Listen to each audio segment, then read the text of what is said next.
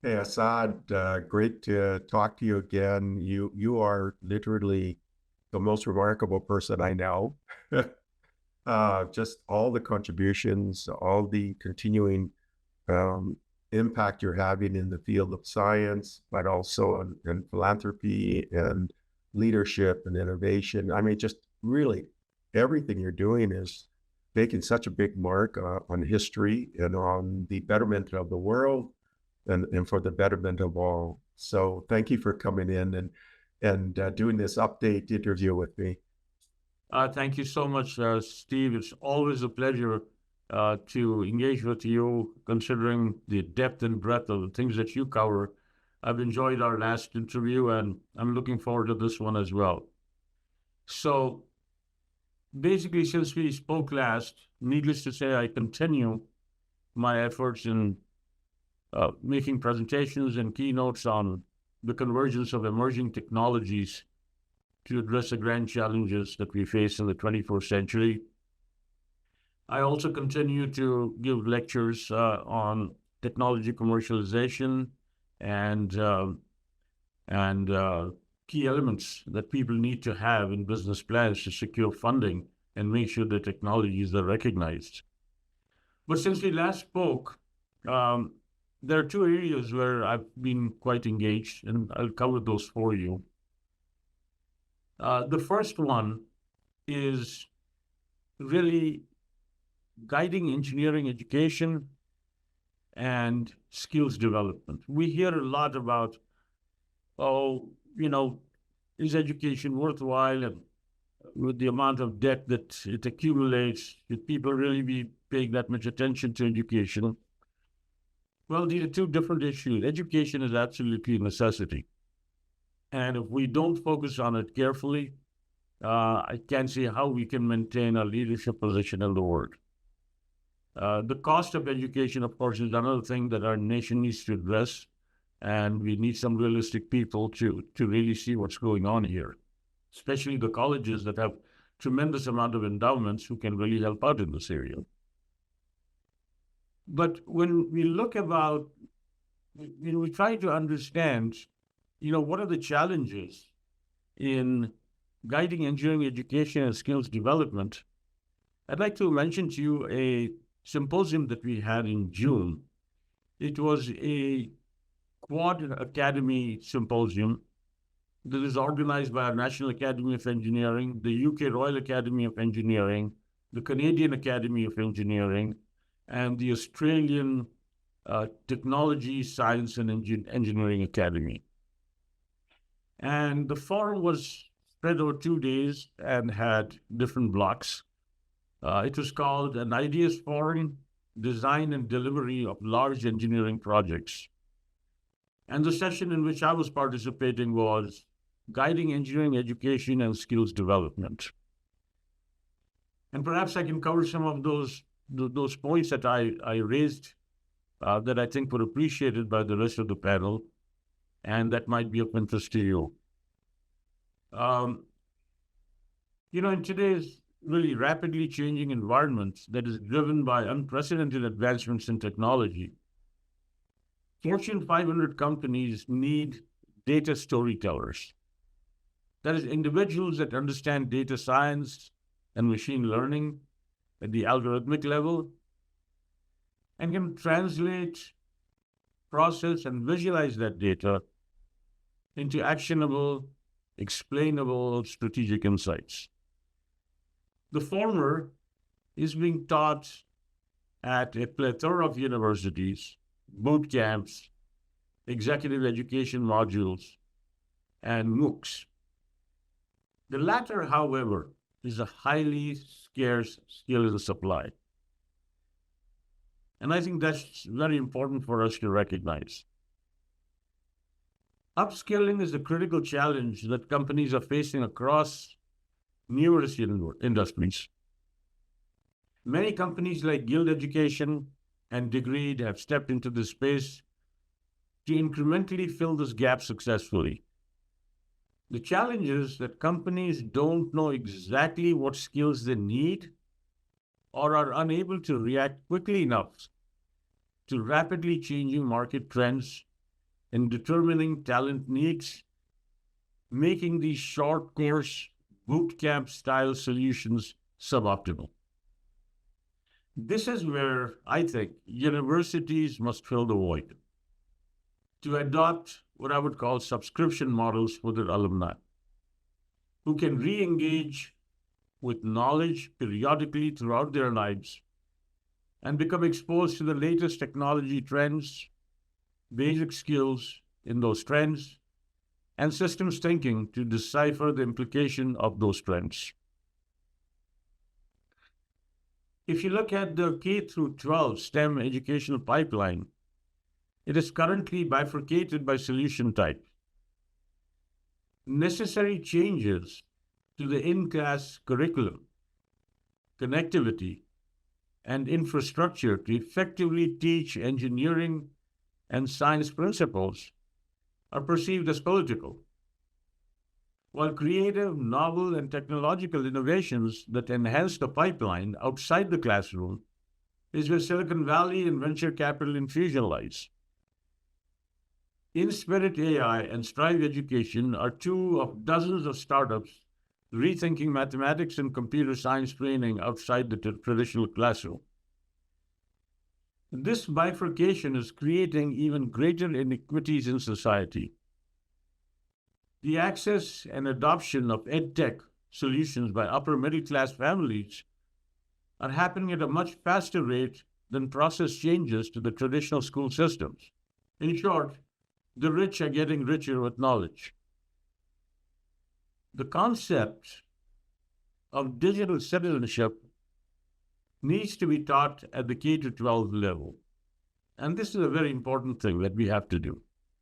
Graduating high school seniors this past year were born in 2007, 3 years after Facebook was founded.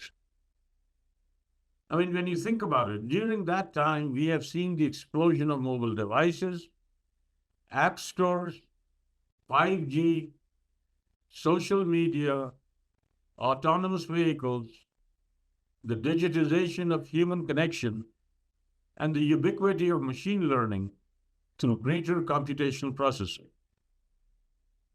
Yet, we have not trained our students on the behaviors, pitfalls, and guidelines to harness that technology ethically, productively, effectively, and respectfully.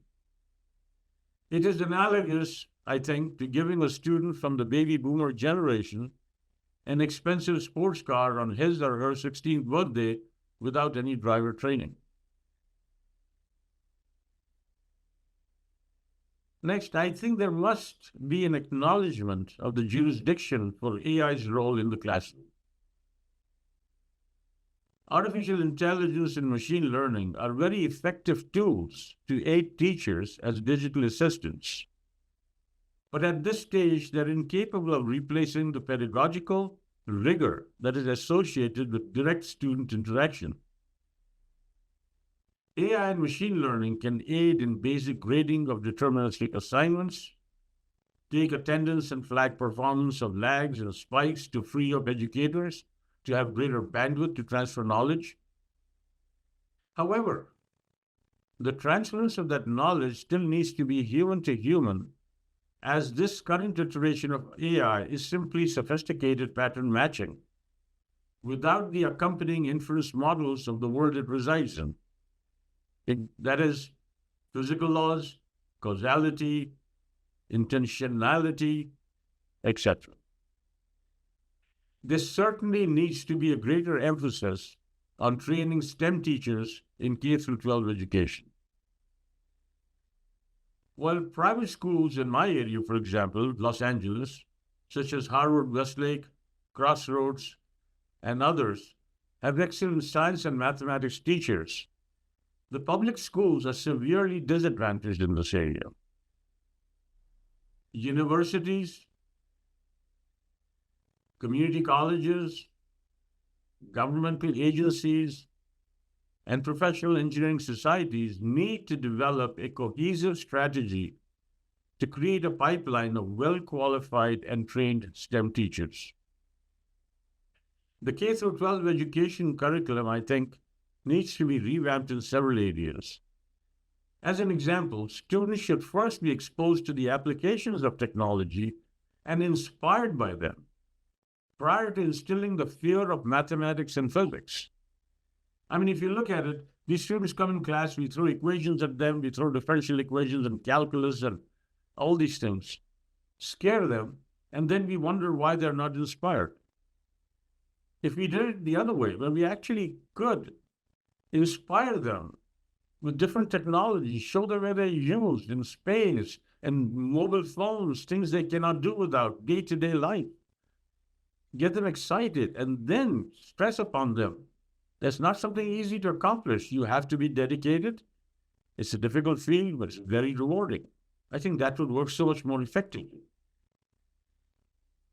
And then professional engineering societies need to work together in a more strategic and coordinated manner in providing outside the classroom training through programs that provide real-life experiences in developing engineers that are relative to societal needs. We have to keep that in mind. They have to be relevant to societal needs. Engineering professional societies in the United States are engaged in a wide range of activities involving undergraduate education. However, these activities generally are not coordinated and have not been assessed in such a way that information about their procedures and outcomes can be shared. Nor have they been assessed to determine whether they're optimally configured to mesh with corresponding initiatives undertaken by industry and academia. Engineering societies, for example, work largely independently on undergraduate education, leaving open the question of how much more effective their efforts could be if they work more collaboratively with each other as well as with academia and industry. And having said that, we need to look at the professional formation of engineers. The professional formation of engineers encompasses the formal and informal processes and value systems by which people become engineers.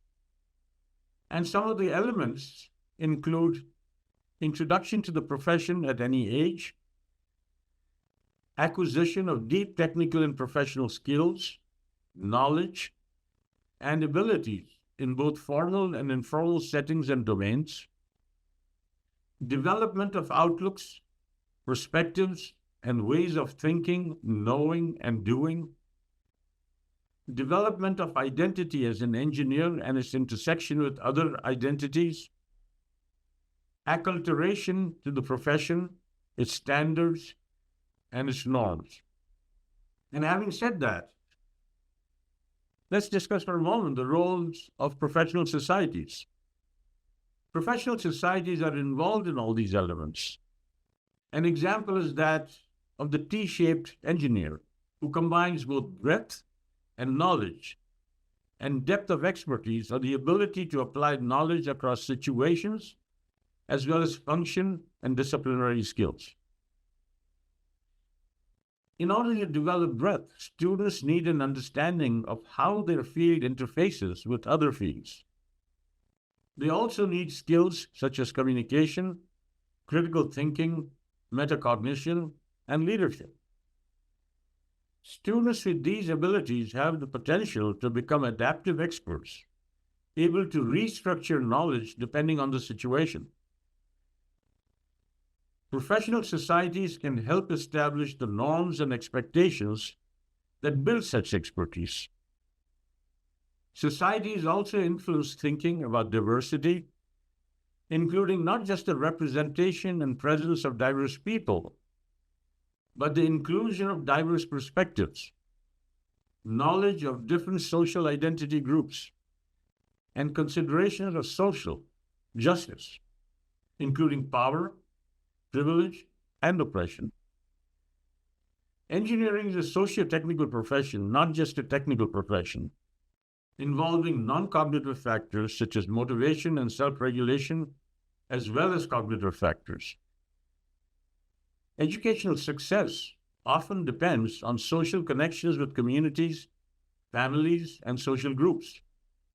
Lack of social capital is also why first-generation college students can face higher barriers to success.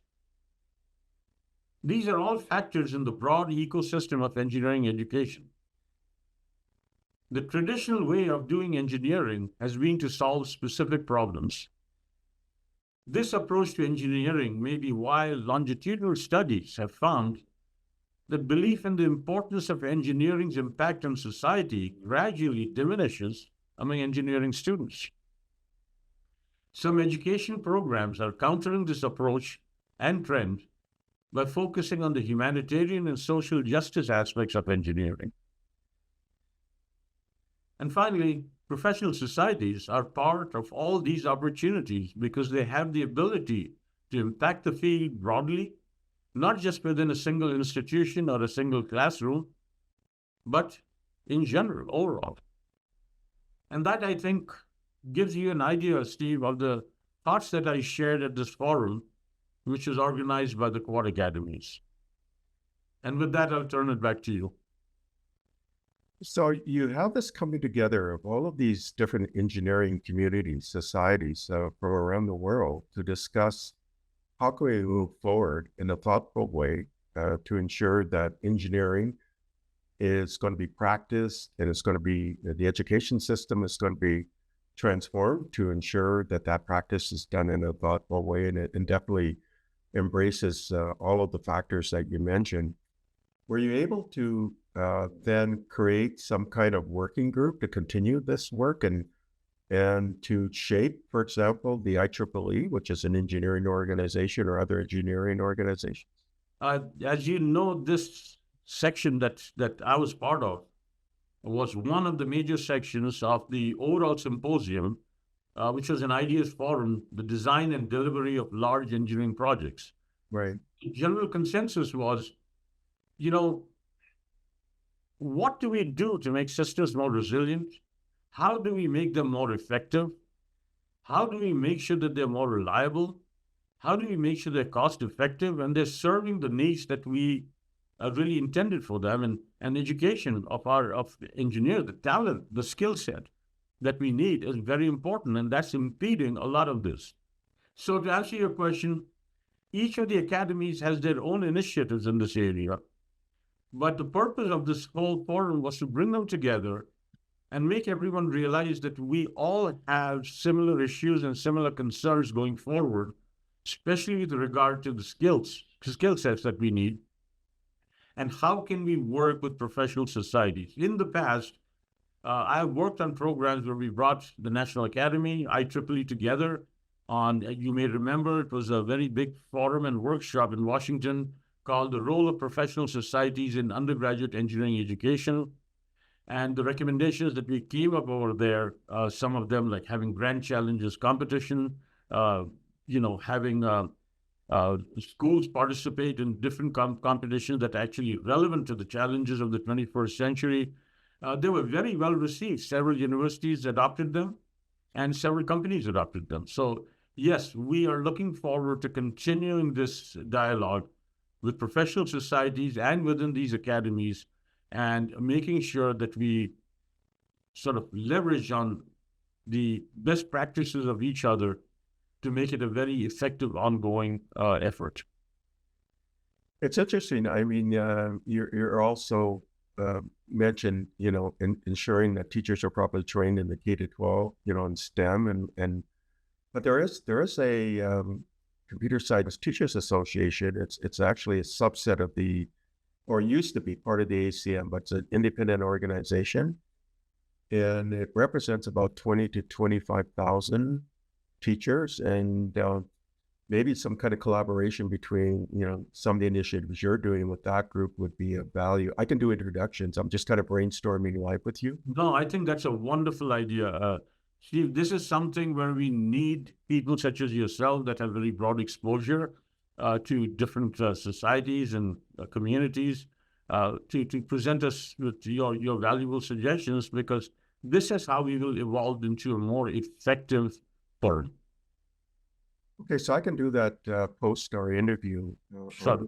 But do That's sort of an introduction between the head of that group and yourself, and then you can see if there's some ways you can work together. Um, I'm just thinking too, there's a CEO Leadership Alliance based out of Orange County, and they've got a talent initiative currently focused on AI. Yes, I have. I think I'm familiar with them. Yes. But you definitely tie into what you're doing, what they're doing. So they're working at K-12 colleges and universities. They have kind of an AI slant, but they've created now something called the National Talent Collaborative, working with 25 leadership groups around the US. And it's about talent development in general, but it's CEO led. And what I'll do then post this interview, I'll reconnect you with Doug and Dick Gautner, who are founders of both the CEO Leadership Alliance, but also of the National Talent Collaborative. But because I believe that by working with CEOs throughout the U.S., and they're also engaging with counties and cities and states and also the federal government, I think that kind of co-creation can move you forward as well. I think that would be wonderful. And thank you for that offer, Steve. One of the things I want to mention to you that really impressed me very much was when I went to Washington for my induction to the National Inventors Hall of Fame. Right. I'm not sure how familiar you are with their programs, but what they do for young kids is something quite remarkable. This is from K through 12. They have different age groups. They have these invention camps. And let me tell you a little bit about what their objectives are. So when you look at the Inventors Hall of Fame, their motto is inspiring innovation in America. And the mission is to recognize inventors, promote creativity, and advance the spirit of innovation and entrepreneurship. And they have a 4-point approach how they do this. And I found that quite remarkable. As a matter of fact, I'll discuss later with reference to the philanthropy that my wife and I are involved in, areas where we are planning to have endowed, funds. So their approach, they honor the greatest inventors who have built the world around us, inspire the innovators of tomorrow, and challenge today's creative thinkers to design the future. As of now, there is approximately, give or take a little, roughly 600 people that have been inducted into the National Inventors Hall of Fame, of which 100 or less are living individuals, and the rest are historic, like Alexander Graham Bell and Edison and so on. So what they do is, step one, they induct world-changing inventors into the Hall of Fame. It's a very strict, rigorous process. They have a committee. They identify people. They do a lot of due diligence to really make sure that indeed they're choosing people who really have had major impact on society and on humanity. And here's the interesting part. Step two, they work one-on-one with each new inductee, with the whole class actually, to learn about their unique innovation journeys.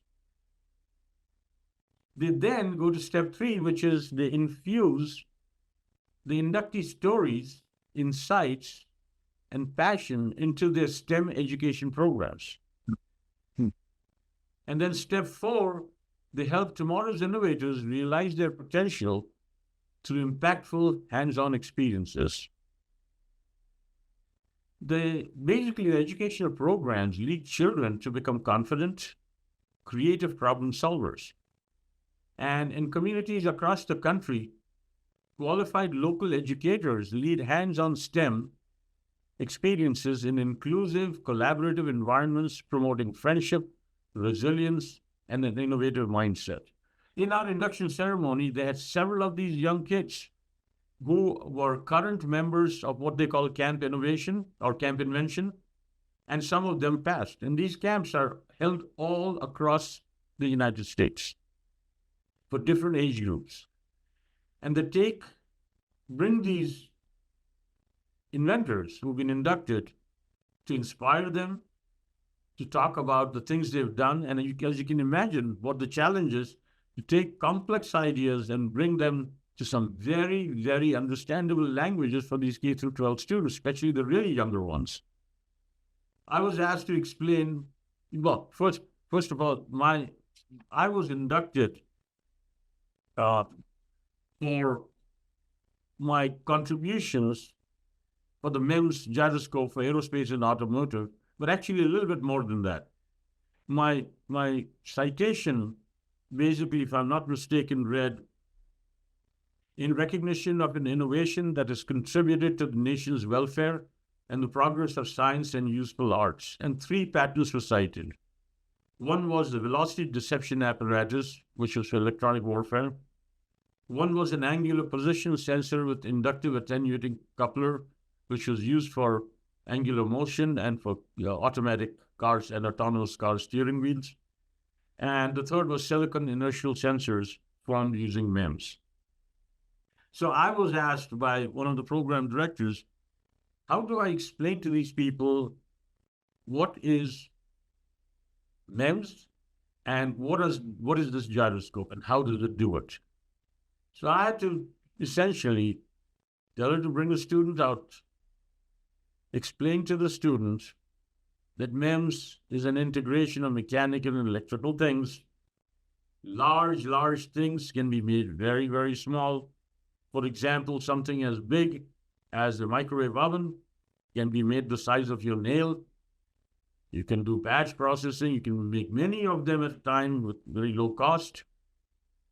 And as far as the gyroscope, I told the kid to keep his hands out, keep them horizontal. And I said, think of yourself as being a plane or a car. Now you want to go from point A to point B. Several things can happen. You can actually move forward and backward when you shouldn't. You can move sideways, or you can move in angular direction. All of these can make the plane or the car unstable. And so these gyroscopes detect these errors, and allow the computer to correct for them so the plane or the car is going in a straight direction. So that was just one example, but you've got so many people who come and talk to these kids, get them interested, and in the end of the camp, each one shows the invention that they have created, either in teams or individually. And I find that to be such a creative way of inspiring the young kids. I just thought I should bring it to your attention. And as part of our philanthropy, my wife Taj and I decided we will be establishing an endowment at the National Inventors Hall of Fame for scholarships for students who come from underprivileged backgrounds and are financially challenged to get scholarships to attend these summer camps. We've also set up a student fund just recently, my son and I, to help the students at UCLA who don't get the opportunity to get exposed to practical hands-on training in the classrooms, to get the appropriate equipment and things that they need for the IEEE chapter that is established at UCLA that has been there for years, and to help it make it easy for them so they can really be very competitive in terms of the projects that they're doing. And also, we've continued to fund scholarships at academies and universities. Most recent one being just at December, my wife and I and son set up a family fund scholarship, which will fund on an ongoing basis for IEEE HKN, the Honor Society, 5 scholarships a year, 3 undergraduate and 2 graduate on an ongoing basis. So for qualified and deserving and needy students. So that's been very exciting for us.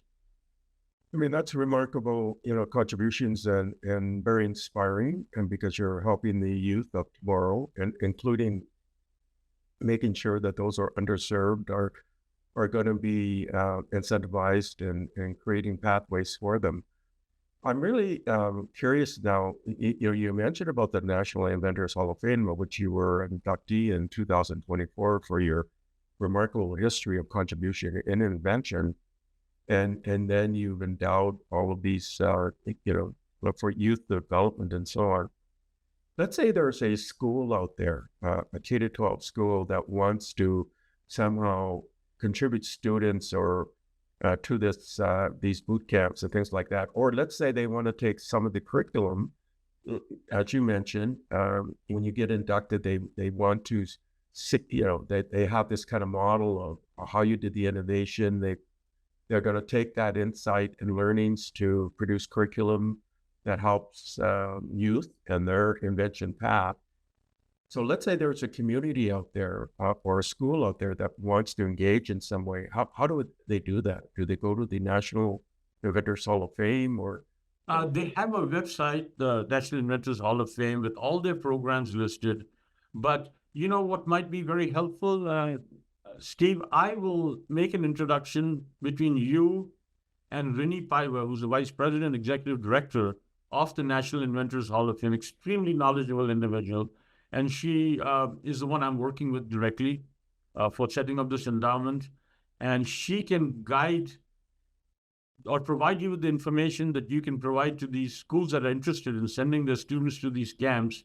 And I think that would be very, very helpful. But yeah, to answer your question, yes, they have programs where schools can send their students there.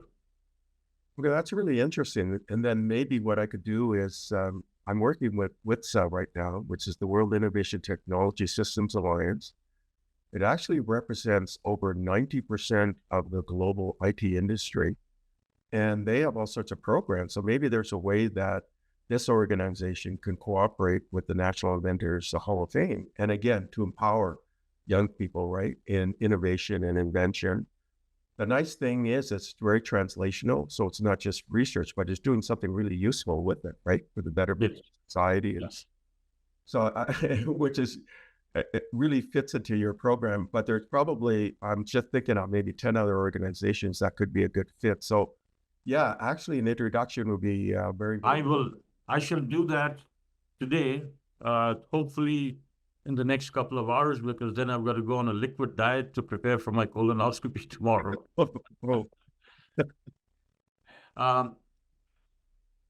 Last item, you wanted to know updates on the things that I'm focusing on. Right. Okay. Do we have time? Yeah, absolutely. Go ahead. Yeah. It shouldn't take too long.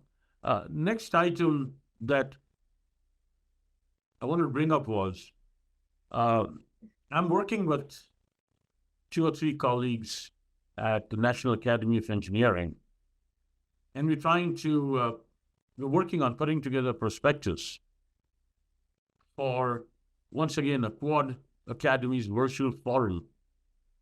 But when I say Quad Academies here, it will be, of course, the National Academy of Engineering taking the lead, working with the American Academy of Arts and Sciences, the UK Royal Academy of Engineering, and the British Academy, to have a forum on what we call demystifying peace, from the art to the part.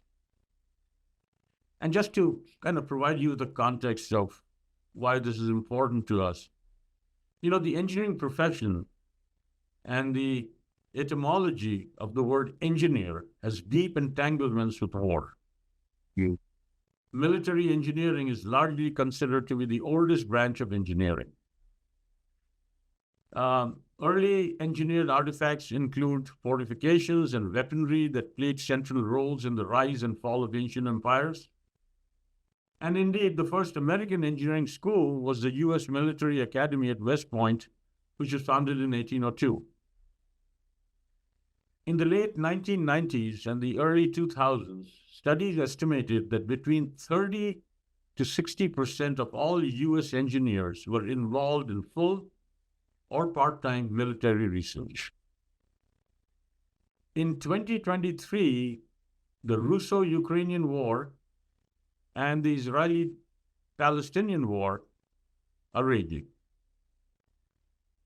Engineering continues to be at the center of these conflicts, not only in the development and deployment of weapons and defense infrastructure, but in all communication networks, transportation systems, data management, and the spread of information and misinformation about conflicts.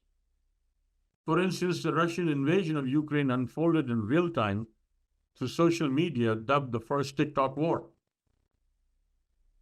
Given the power and centrality of engineering in global conflicts, as well as the rapid pace at which engineering and technology are evolving, it is increasingly critical to explore how engineering can be used to facilitate peace.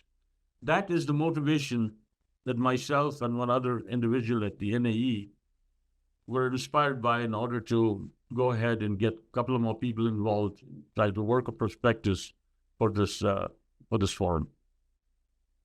Yeah, and then the outcome of the forum could be like a kind of a briefing or a charter, perhaps, for the world. That's what we're hoping. That's what we're hoping for. That would be marvelous. And I could attach that to this interview as a post item after the, take this interview and then extend the profile with the results of this forum that we have coming in peace. I'd be glad to do an interview on that. Just to give you a heads up, it'll take some time because there are bringing all these academies together. It takes a long time, so you will have to exercise some patience and just wish us luck that we are successful in getting this forum done. That sounds really, again, it would be a remarkable contribution. There is a CEO network called YPO, and within YPO, there's a peace action network, and they're actually focused on peace. That's exactly right. And there is the Peace Institute also in Washington that is geared specifically for this. I'll share this within the Peace Action Network and some of the people that I know within that, including the current chair. I'm sure they'd be interested in amplifying the work that you're doing, right? So, and they, of course, would be patient as well. So yes, once we have a prospectus ready for the outline for the symposium, you might want to wait. I'll send that to you, and then you can use that as a point of communication. Yeah, there's another group called Leaders on Purpose. It's a community of CXOs and CEOs, typically multinational CEOs. And this would be something of interest to them. I could see this being an interest to chief executives or a corporate purpose as well. There's a number of CEO groups that would be very interested in the work that you're doing because this is quite foremost in people's minds. I mean, there's over 80 elections occurring this year and representing over half the world's population. And the outcomes of those are going to shape the world into the future. And it's good that the science community, the engineering community, of which you are a leader, you're taking this to say, you know what, we want to help in stabilizing and creating peace globally, right? So this is a very thoughtful contribution. Right. Happy to try to help. Thank you, Steve.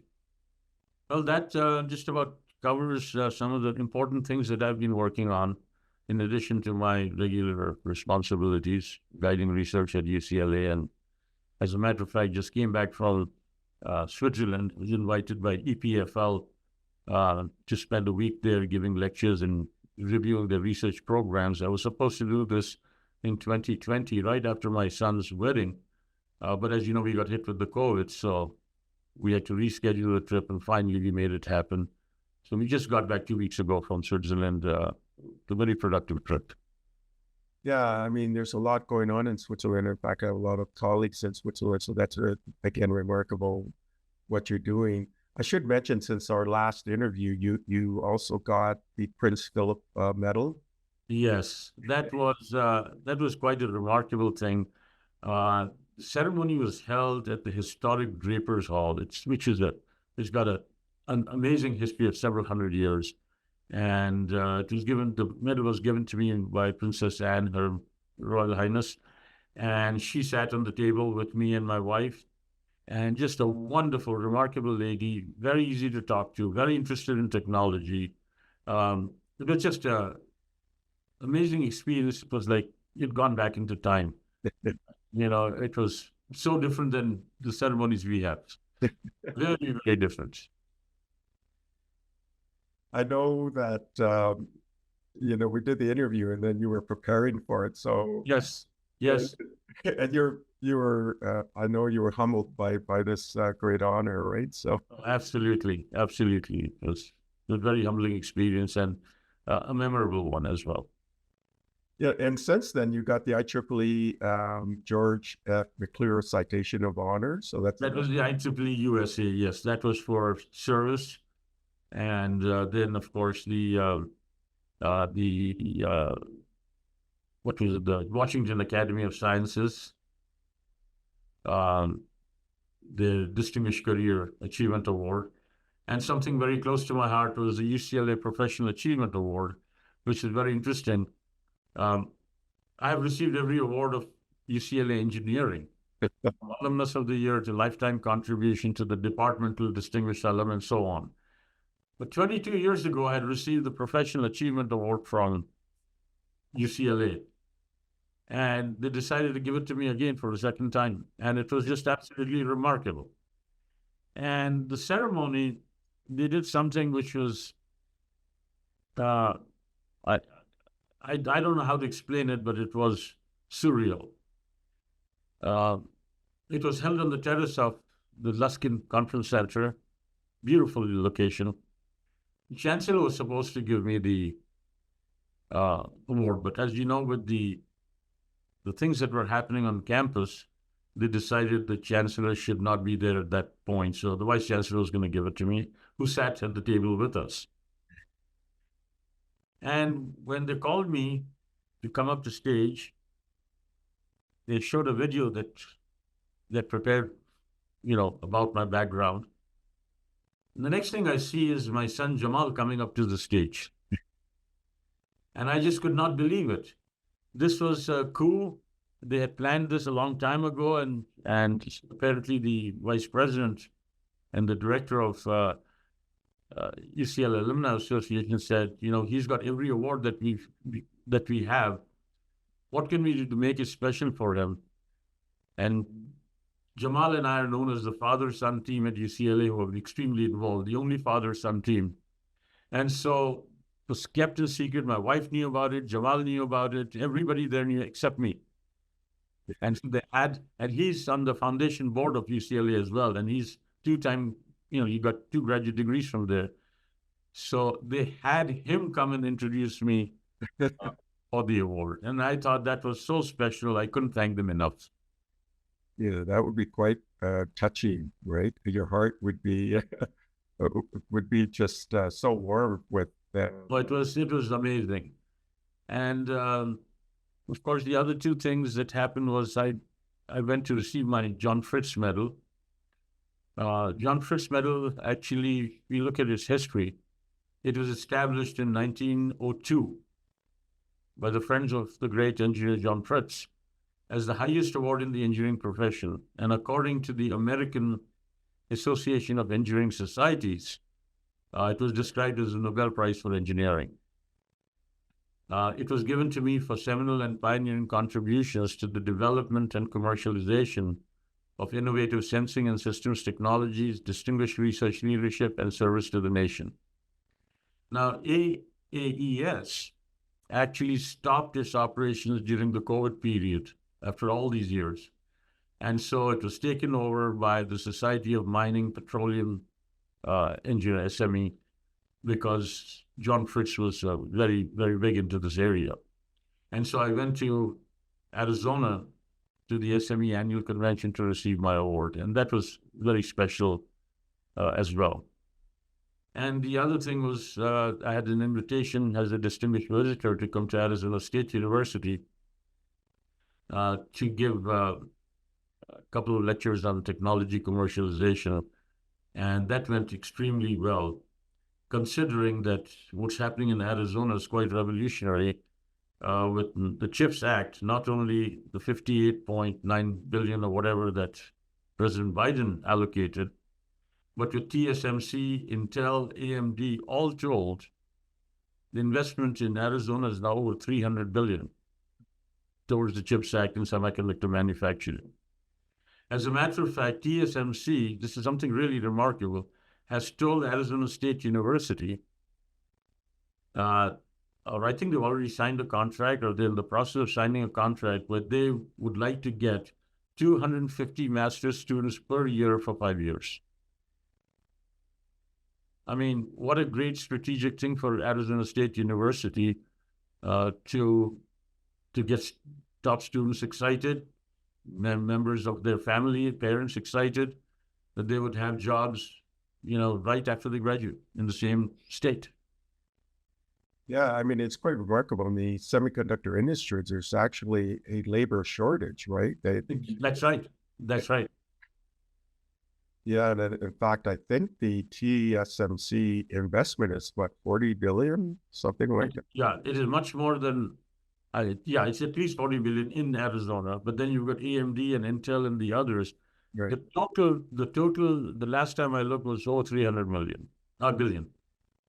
Yeah, and in fact, Phillip Wong, who I believe he's still the chief scientific officer, and he took a leave from Stanford to be the chief science officer for TSMC. But yes, he's won a number of awards at semiconductor. He probably is deeply still embedded. Do you know Phillip Wong? Is a kind of I've met him at a conference. I've met him, but I know John Hennessy, who's very involved. He's the president of Stanford, or was a past president of Stanford.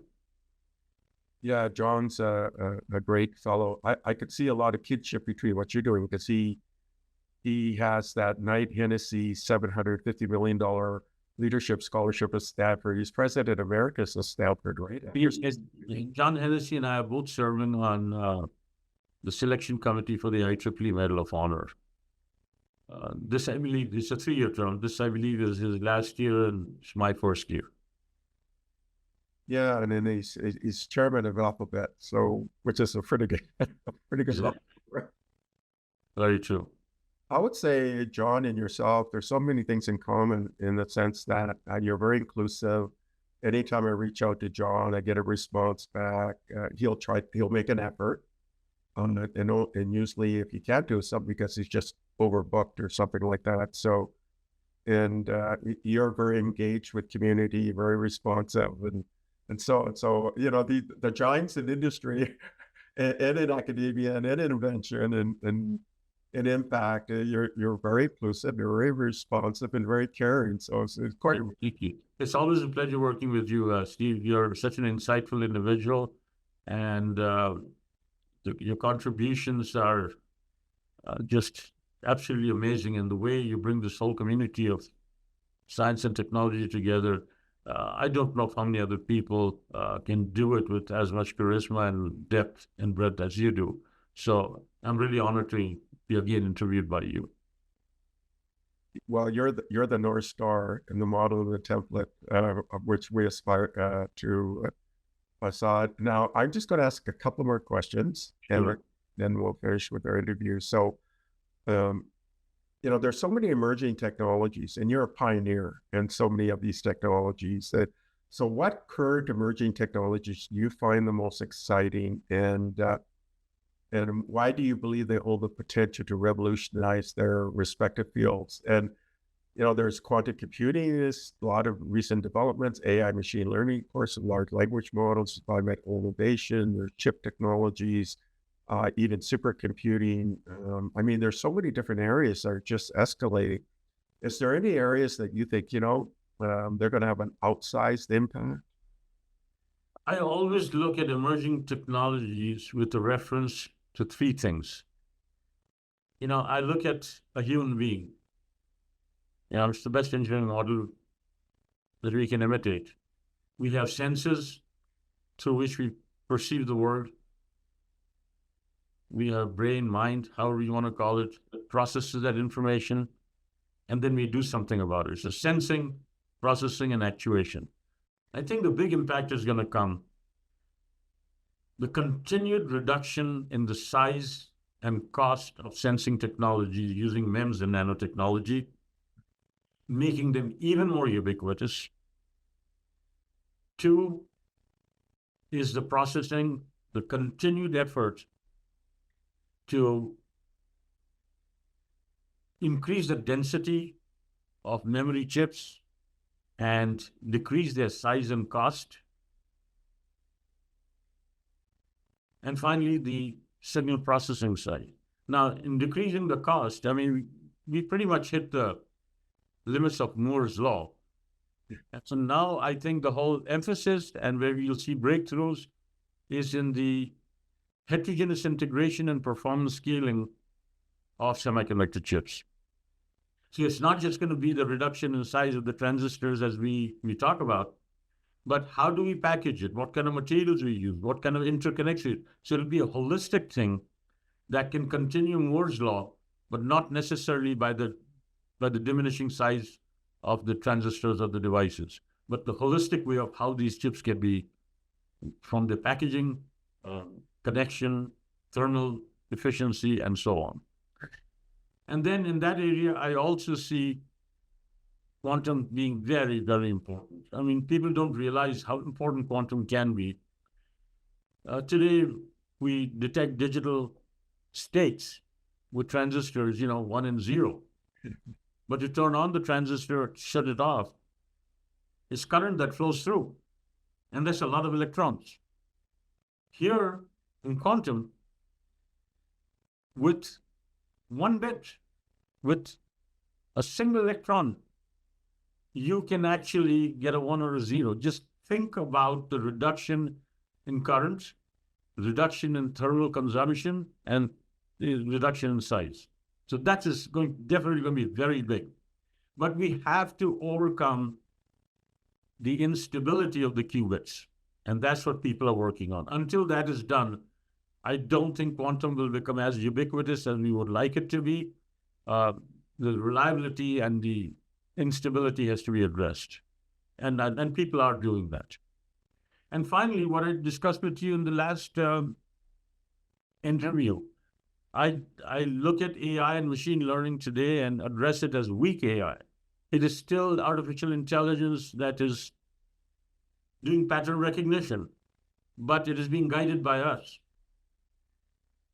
And if you remember, we talked about what myself and Professor Kadambi of UCLA, we took in our essay and the NAE 50th anniversary issue of The Bridge, mentioned about strong AI, where you can think of an artificial physicist being the AI and a human working together to solve problems that we individually cannot solve.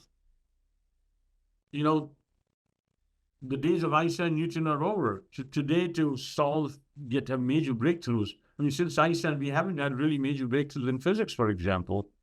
And similar things can be applied to other fields, other scientific fields. But to do that, it's now big science. You have to collect a lot of data in order to be able to get more fundamental results. We can't do that. Of course, we need the sensing and all that we talked about, the ubiquity of those things. But we humans don't have the capacity to compute that, but AI does. And as it evolves, I can see where it looks at patterns and things and comes up with the relationships that we cannot.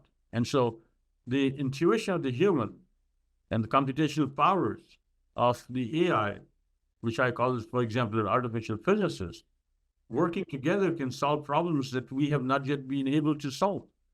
Typical example being the collapse of the wave function.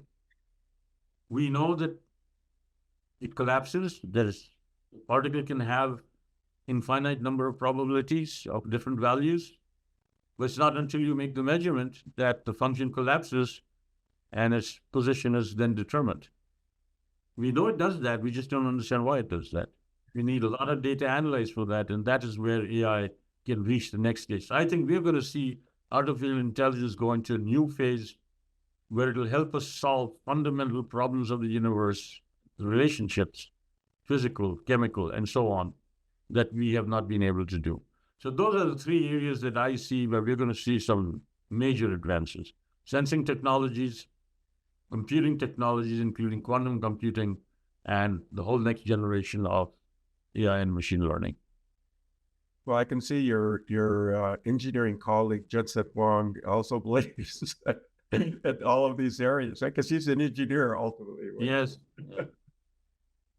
So I have time for one last. In fact, I could probably spend an hour just unpacking what you just said, but we don't have time for that. But they're just really compelling insights and recommendations. I just have one more question. That is, what's your final recommendations or questions you want to pose to my audience? Audience being technical people or non-technical? It's actually a combination of both. I have a lot of CEOs and CXOs in my audience, but I also have technical people, scientists and engineers. I would say to the non-technical people, don't be afraid of technology. Learn to embrace it. And to those that are senior people, I would say, don't put the fear of technology in people, inspire them. We have to become a generation that inspires our youth so that they become fearless when looking at new problems. Allow people to think outside the box. Reward them for thinking different. Don't penalize them because they don't think like you and you happen to be the professor. Reward them because they're thinking different. The main bottom line core competency of our nation is creativity and innovation. We should never forget that. And that is what we should nurture. We have the best universities, academic institutions in the world. There is no reason why we cannot maintain and even expand our leadership role so long as we instill the right values in our students. And think of engineering as something that is going to help humanity. It's more than just building devices. It is solving problems for the human race. So that's my message. You know, that's a marvelous takeaways and recommendations to my audience, both not technical and non-technical. And you're definitely a model, as I mentioned earlier, a North Star, in examining all of the things you've done and continue to do and all the contributions you're making across so many domains. And thank you for coming in. Thank you, Steve. Thank you very much. Thank you. Thank you for listening to the Brand Called You videocast and podcast, a platform that brings you knowledge, experience, and wisdom of hundreds of successful individuals from around the world. Do visit our website www.tbcy.in to watch and listen to the stories of many more individuals. You can also follow us on YouTube, Facebook, Instagram, and Twitter. Just search for the Brand Called You.